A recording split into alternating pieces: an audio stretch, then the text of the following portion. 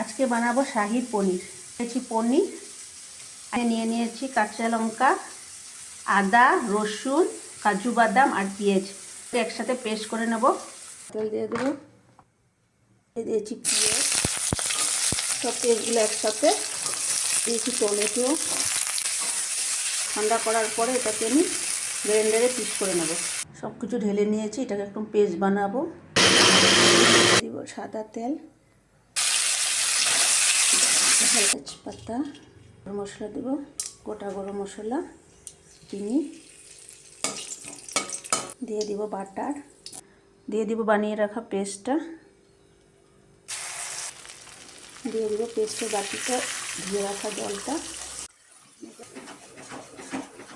লবণ আর দিয়ে দিব কাশ্মীরি গুঁড়ো লঙ্কা। হয়ে গেছে আমার এটা। এখন এটাকে দিয়ে দিব 1 গ্লাস দুধ, দেব পনিরগুলো, ঢেকে দেব। হয়েছে আমার পনির, শাহী পনির। কসুরি মেথি